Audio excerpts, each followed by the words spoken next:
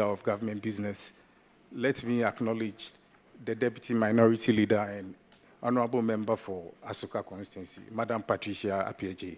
And for the records, the second Deputy Minority Whip and MP for Wijagbari is Honorable Jerry Ahmed Shaibu. Over to you, Leader.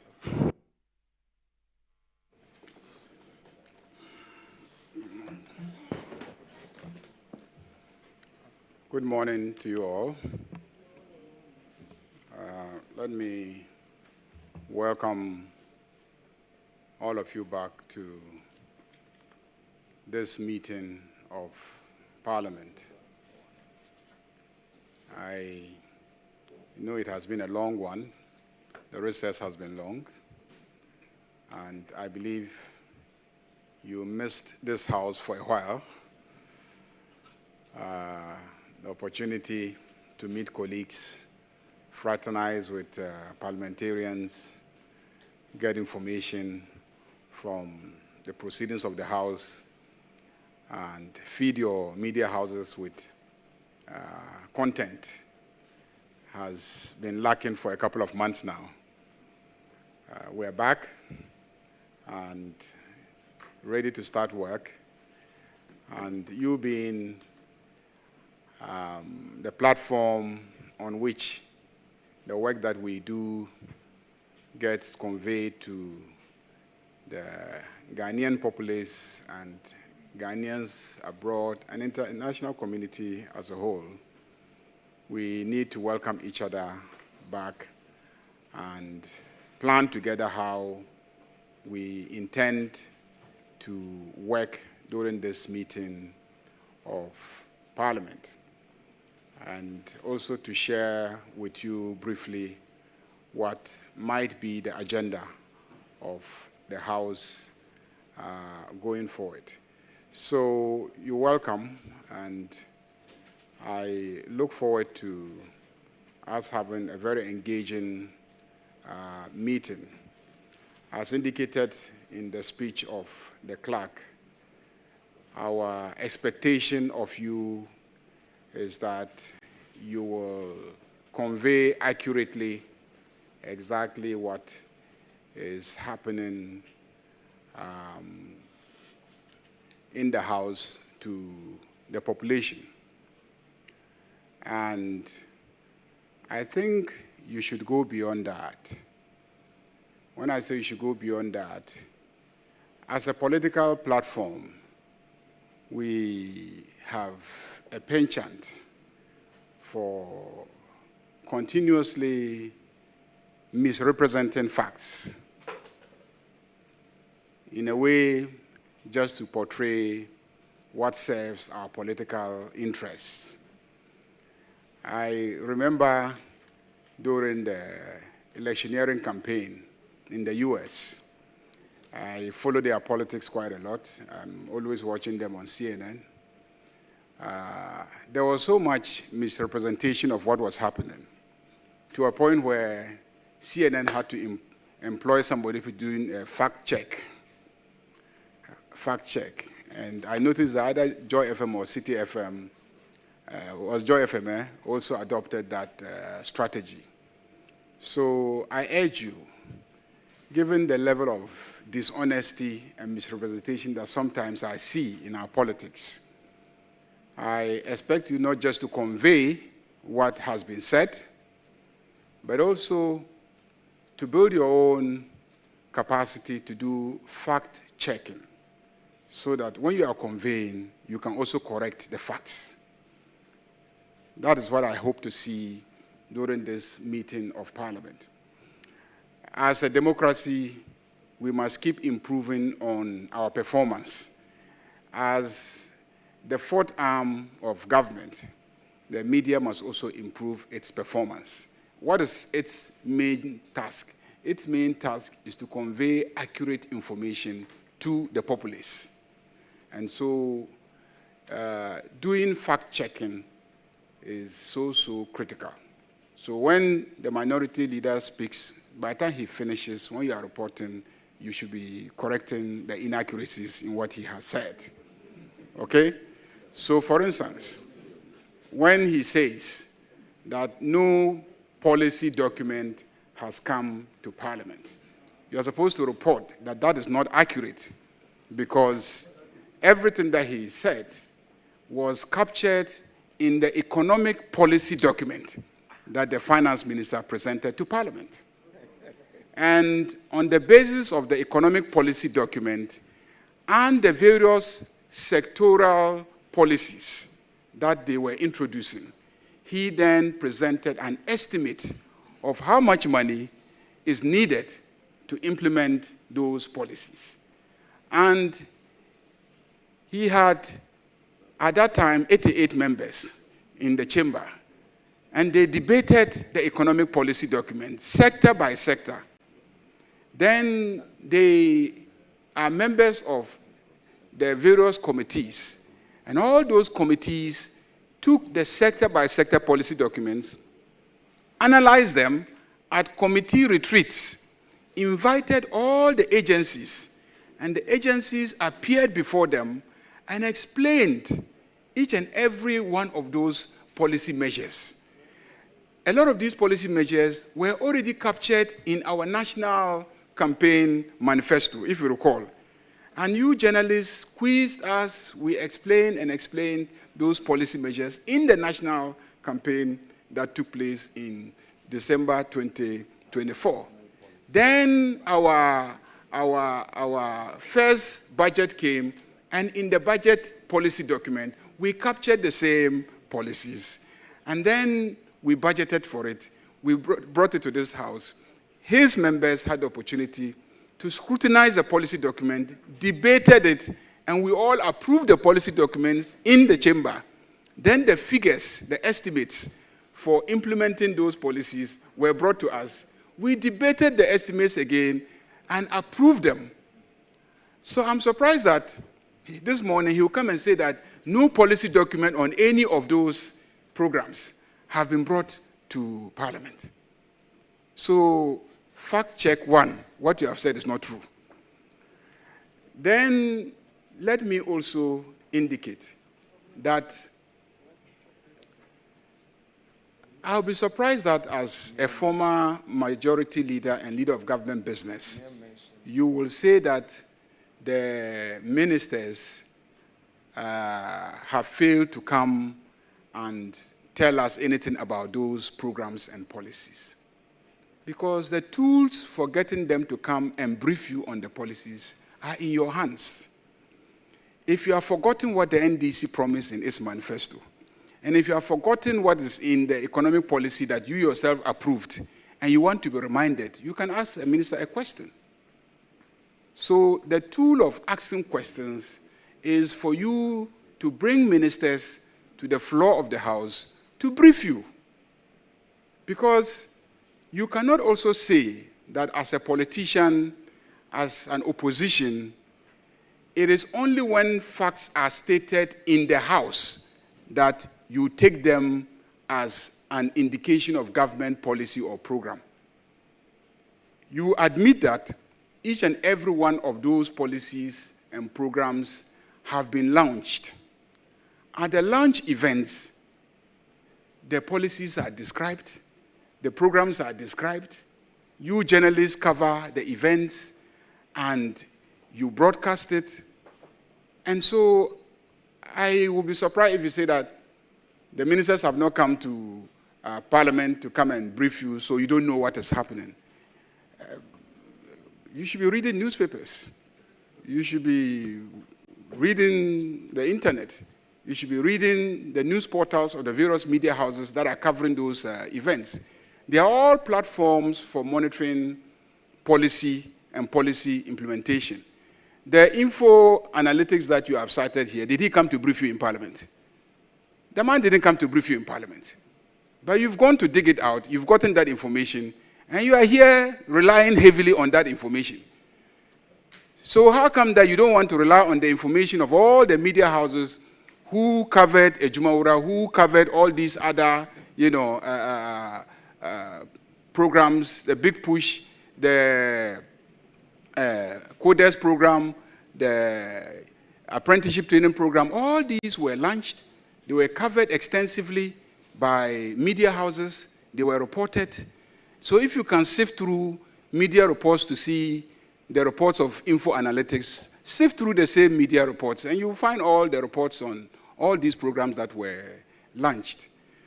Let me also indicate that we are not claiming that in less than 360 days, every single mess that we inherited will be corrected. We're not saying that. If nurses who have been trained have not yet been placed, it doesn't take 360 days to place all nurses that have been trained. It doesn't take 360 days to place all teachers that have been trained, because you know that the structure of the economy was devastated by the level of mismanagement that we saw, which informed the elections. Ghanaians themselves saw it. That's the basis for the vote and the margin of victory that the NDC enjoyed in the last election. Ghanaians themselves saw the level of devastation of the economy. And we know that it will take a long time to fix it. But the evidence, as testified by everybody that I quoted yesterday, from the IMF to the World Bank to the African Development Bank to Ghanaian economists to everybody, the evidence is clear that this government is making a lot of effort to fix the economy, stabilize the city, pay our debts, manage our expenditure, and then bring us to a level where the economy can be on a sound footing for the private sector to be able to create the jobs. When you talk about job creation and you say you are center right, center left, and etc., all those ideologies now agree that you need a strong, vibrant private sector to create jobs, because all of them have evolved to a point where they accept that the state has some limitations in its capacity to create jobs itself. Because in the end, you will just create a huge, unaffordable bureaucracy, and you cannot sustain it budget-wise. So you need a vibrant private sector. How can you claim that you are committed to a vibrant private sector when interest rates in the banks are hovering around 50%, 30%, 40%? Which private sector can survive borrowing at 50%, 40%, 30%? Which private sector? No private sector will survive borrowing at that level. What is going to happen is that they will become uncompetitive, and all of them will become importers of finished goods. None of them will produce locally, because you can't borrow at 30, 40, 50%, and then produce and compete with Chinese firms that are borrowing at 3, 4%. If you recall, in 2024, there was a huge issue between Ghanaian traders and Nigerian traders. You are all here, you remember? It's a huge battle. Why were Nigerian traders here? Why should we accept Nigerian traders? And Nigerian traders were undercutting us. They were selling lower than the prices that Ghanaian traders were selling. The answer is simple. They were borrowing at a lower rate in Nigeria. So when they came to Ghana, they could easily reduce their prices, whereas the Ghanaian traders were borrowing at a very high interest rate. So when they went to China to buy the goods and came, they could not compete with the Nigerian traders. Very simple economics. Very, very simple, basic, secondary school economics. So there's no way you can profess to be a strong advocate of private sector when you have such an abnormal interest rate. So the task of this government has been, one, bring the interest rate down. How do you bring the interest rate down? Stop borrowing from the banks as a government. If you cut down how much government is borrowing from the banks will be forced to look for a private sector to lend from them. And in trying to look for private sector to lend from them, they will be forced to bring down their interest rates. And that is what we have done so well, that interest rates have come down drastically within a very short period of time. The same, inflation. If the public does not have the capacity, the purchasing power, how are they going to patronize the goods of the private sector? They will produce, but the people cannot patronize. So there will be no market. So you have to drive down inflation. How are we going to bring down prices if the exchange rate is so high? Private sector people are going to produce something, and then they need so much money to exchange into dollars to go and import the inputs, the raw materials for production. So anybody who understands basic economics knows that the best incentive for the private sector to thrive and do well is maintaining a decent microeconomic framework.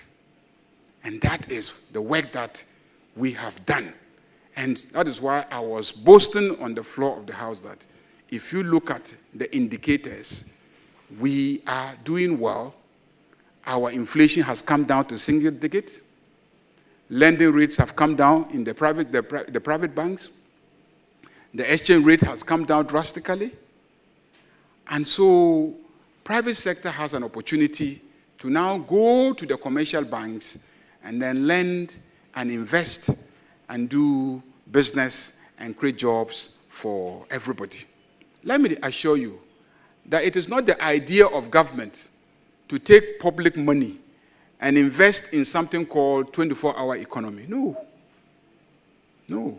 So if you are waiting for us to bring you a document in Parliament say we are taking so much money to invest in 24-hour economy, you won't see it. The whole idea behind the 24-hour economy is create the enabling environment for the private sector to be confident to invest and run the economy 24 hours. And so you are looking at an entire value chain from the issue of land. How do you access lands for, let's say, large-scale commercial agriculture? From the issue of how do you build the infrastructure for irrigation, for large-scale commercial agriculture? How do you ensure that there are roads leading to the farms? Many of these things are matters that the state should allow the private sector to do, except that we should give them the necessary incentives. You said that you were doing one district, one factory. I beg you, you are a journalist. You've been in this country for the past 8 years. Show me how many of the so-called new factories were functional as at December 7, 2024, when you were leaving, when we had the, January 7, 2025, when you were leaving office. How many of those factories? Because it was more of a political slogan than real sound policy. No new factories were ever functional as of January 7, 2025. In the end, what did we see? We saw you going to existing factories and getting them to come and apply. And then, based on whatever consideration, you selected some of the existing factories and then gave them huge tax exemptions, claiming that they were going to expand operations to create jobs. We are going to call for an audit of the monies that they gained by the tax exemptions and to see if indeed those monies went into expanding their operations in the first place. But that was not even the original idea. The original idea and the policy framework is that you establish one factory in every district so that industrialization will go across the country. You did not take time to establish the raw material base for the factories. So many factory structures were constructed, but could not be functional because they didn't even have the raw material base. So if I challenge you to actually show how many jobs were created, beyond the actual job of constructing them, how many jobs were created in actually running factories, you just won't be able to produce any significant figures. Those are the facts. And you all live in this country, and you live in those districts. So I plead with you that if I were you, I would stay far away from trying to tout an MPP record, because that record was decided upon by Ghanaians in the last election. Let me talk about COVID-19 levy. Indeed, as you know, we don't run the country alone. We run the country sometimes in consultation with, let's say, the World Bank, the IMF, because you've gone to sign commitments with them. You signed the commitments with them. You went to the IMF, sought support, and they agreed to give you the support based on conditions. Condition 1, 2, 3, 4, 5, 6.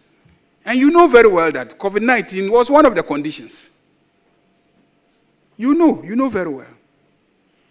And you know very well that you can't just get up one early morning and take out everything without serious engagement and without showing how you're going to deal with the shortfall that will result from taking out that one. And if you recall, we said we're taking out e-levy, we're taking out COVID-19 and several other taxes, the tax on betting and all those things. Those were going to have fiscal implications. And so when the analysis was done, we pushed and insisted, but in the end, it became obvious to us that we could take out all these other ones, but then for COVID-19, we needed to engage a little further. Subsequently, the finance minister indicated his readiness to take even that one out.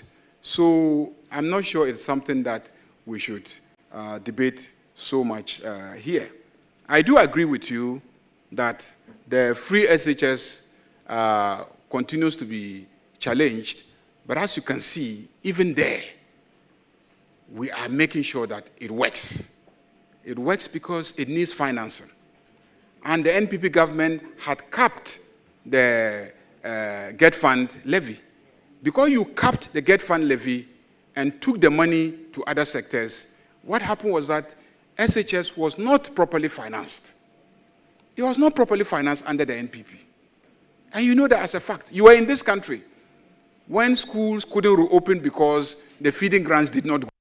You were here. You were in this country.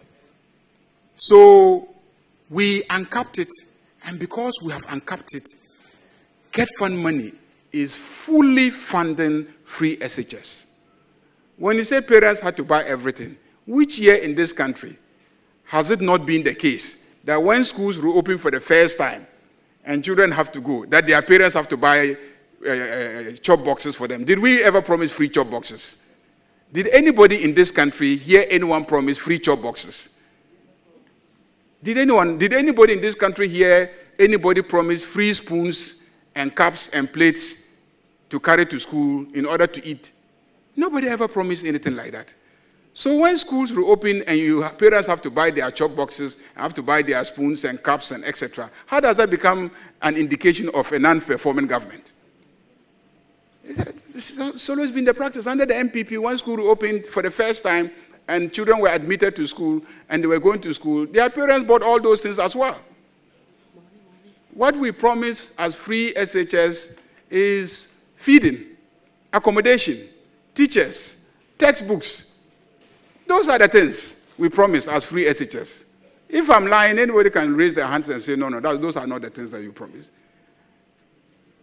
Accommodation is free. Teachers are being paid. Feeding is available. No child has stayed at home because school grants haven't gone to schools. So free SHS is working. And that was why yesterday I said, yes, it may have been started by the NPP, but we in the NDC have shown that we are better implementers of the social intervention policies. Same with health insurance. You capped health insurance. If you thought health insurance was so important, why did you get Ghanaians to pass a law to raise funds for health insurance only for you to go and cap that money so that you can divert that money to other sectors in the name of dealing with rigidities? That there are fiscal rigidities and that the various statutory funds, are taking all the money and you can't do other initiatives for government because there are constraints in terms of financing. So you capped health insurance. You capped, Get Fund. We came and we uncapped them. And look at the amounts of monies that are going to fund healthcare delivery and the amount are going to fund free senior high schools.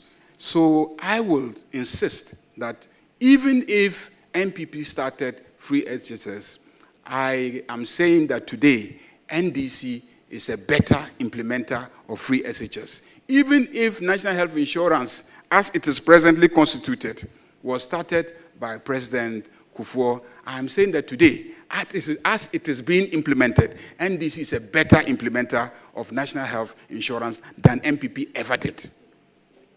And the figures are showing, the statistics are showing, and there is more confidence in healthcare delivery now, more confidence in education service delivery now, because we are making sure that the funding is going to those sectors. I agree that we need to create more jobs. I agree, and if you listened to me yesterday, I was very, very candid on that the youth need more jobs, but jobs can only be created on the footing of a sound economic framework. And that has to happen first before the private sector can be enabled to create the jobs. And again, and I have to be very frank with fellow Ghanaians, that the conviction or belief or expectation that the state institutions should be overbloated so that jobs will be created is counterproductive. Because if Ghana Gas, which infrastructure was run with 120 workers, you go and employ 1,000 workers, as happened under the NPP. And the statistics are there. If it's challenging, we can summon the CEO to come and give us the statistics. When we constructed the gas plant, only 120 workers were there managing the same gas plant. When we came back to office January this year and we took over the plant, we saw that the same plant that we had 120 workers managing is now being managed by over 1,000 workers. Now, how can that state institution be profitable? There's no way it can be profitable. Because every money that they make, they will have to use it to pay for labor. And so because it's not profitable, it cannot expand. If it were profitable, if it were run efficiently, so that they are managing it with 120 workers, they are making a lot of profits. By now, they could have used their earnings to establish a second gas plant and employ another 120, a third gas plant to employ another 120, and the challenges that we are having in the energy sector, we will not have to face those challenges. The reason why we are paying huge utility tariffs, and he mentioned it, so I'll just segue into that. The reason why we are paying huge utility tariffs is because we are using liquefied petroleum products, that is, diesel and coal, to power our generators. And because diesel is expensive, if a power producer uses diesel to power his plant, he has to charge you, the consumer, the cost of the diesel. And if he uses gas to power his plant, his cost can go down, I'm told, by over 70%. Over 70%, I'm told. So the strategy of this government to be able to deal with the cost is to shift our power plants from those diesel products to gas so that we can be able to drive down the cost of generation, and then we pass on the benefits of the reduced cost to the consumers, which is citizens for domestic use and industry, to power industry, so that Ghana can be competitive to be able to generate the jobs. If a factory is taking a decision between either siting in China or Ghana, one of the major conditions that they are asking for is energy cost affordable in Ghana? Is electricity affordable in Ghana? If electricity is not affordable in Ghana, they will not position the factory in Ghana, because if they site the factory in Ghana, they are going to be producing at a very high cost. But if they site it in China, they will produce at a very low cost, and even with haulage to Ghana, they will still be very, very competitive against a factory that has chosen to site its operation in Ghana. So if you don't reduce energy cost to a certain level, the private sector will just not be able to perform.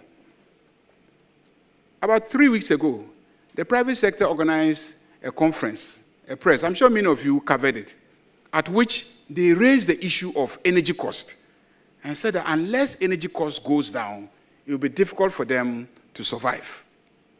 So that's a matter that, as a government, we are focused on. And in addition, you left us with a huge unreasonable debt at ECG. ECG, you were board chairman. You were board chairman. You know how much debt you left. You yourself have admitted it on the floor during debates about how bad the situation at ECG was when you assumed leadership there as board chairman, and efforts that you also tried to make to address that situation. At the time you were leaving office, you hadn't fixed it. The debts are still lying there. Who's going to pay for those debts? Who is going to pay for those debts? You stopped them in 2024. You stopped PURC from adjusting tariffs because you are afraid of its implications on you for elections. The records are there. You stopped them. He is not denying it. You stopped them from adjusting tariffs in 2024 because you were afraid of the implications on your electoral fortunes if they adjusted tariffs. So the debt kept mounting. Because if you are producing at a very high cost, and then government is forced, ECG is supposed to take it at that high cost, and the ECG doesn't adjust the tariff to reflect the cost at which they are taking the commodity, and yet they are supposed to sell it to consumers at a very low cost. Who is going to pay the differential between how much they are buying and how much they are selling it to consumers? That is normally done through gradual, tariff adjustments. And you stop them from adjusting the tariffs. So the debt just kept ballooning to very, very unreasonable levels. Billions and billions of Ghana cedis of debt at ECG. That has to be addressed. But for the engineering that we have done to make sure that lights never go off so that they can always afford diesel to run the power plants for us to have 24-hour electricity, it would have been very difficult. But even as you do that, you must work towards a sustainable arrangement. And one of it is that you must be realistic in terms of the adjustment of tariffs. In addition, you must deal with the inefficiencies and the corruption. The corruption. I'm told that at ECG, they've procured things that they need in the next 4 or 5 years. You procure for just a year, and then the next year you procure, and the next year you procure. Why do you go and procure things that you need for 5 years? Some of them, their lifespans don't even go up to 5 years. So they will get destroyed in the process, and that will be causing financial loss to the state. So we are fixing the corruption and the mess there. We are fixing the inefficiencies. We are cutting down on the wastage, and we are trying to make ECG very, very profitable, ECG and NEDCO. And Go and see what is happening there. It is now working well. But it takes time to deal with the legacy debts. And Ghanaians need to support us to deal with those issues. At the same time, you must have a long-term strategy to drive down power production cost. So the president and government have decided to increase our gas production capacity. So a new gas processing plant is going to be constructed so that we can have additional gas to be able to power all the gas plants with power plants with gas, so that production costs will come down drastically and we can sell power much, much cheaper to both household consumers and for industrial use. In the meantime, government has also decided that we are going to look at the distribution challenges, because there's so much infrastructure challenge that is causing a lot of wastage in the distribution. So if you buy 10 megawatts of power as ECG from a power producer, because your infrastructure is inefficient, by the time it gets to the consumers, let's say 2% of it has been leaked through inefficiencies. So you need to fix the distribution infrastructure. So when you buy 100%, by the time it gets to the consumers, even if there is, some waste, maybe some 0.something%, leakage and waste, then the full amount, close to the full quantity of what you have purchased actually gets to the consumers. Second thing is inefficiency in the collection of revenues. And so government has also decided that we are introducing private sector participation in the distribution and the collection of the electricity tariffs. And so when we do that, look, the global best practice is that utilities are able to recover 98% of their revenues. That's the global best practice. In Ghana, ECG was collecting only 85%. 85%. But the global best practice standards is 98%. So the difference between the 98% and 85% was actually loss occasioned in the distribution and the revenue collection. So we want to bring in private sector participation. There was an initial idea, PDS was a model for bringing in private sector participation, but thanks to the character of those who were introducing it, it got botched because of the manner in which the attempt to introduce it went. So those are the issues. I do agree with you that so far the macroeconomic indicator stabilization has not fully translated, is that okay, into job creation. But again, that is a function of confidence. The private sector needs to see you sustain it for them to be confident to now make the investments in expanding their factories and their industries. And 9 months is not enough to sustain, to build confidence in the system that you have built so that they can say, okay, I think the dollar will remain where it is. So let me go and borrow and establish a new factory. I think interest rates will remain where it is. So let me go and borrow and then establish a factory. Or I think inflation will remain where it is. And so purchasing power of consumers will stay the same.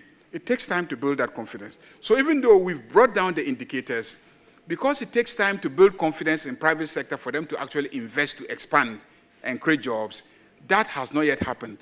But if we stay the course and confidence is built, you will see people, one after the other, beginning to make the necessary investments to do the expansions that will create the jobs in the private sector.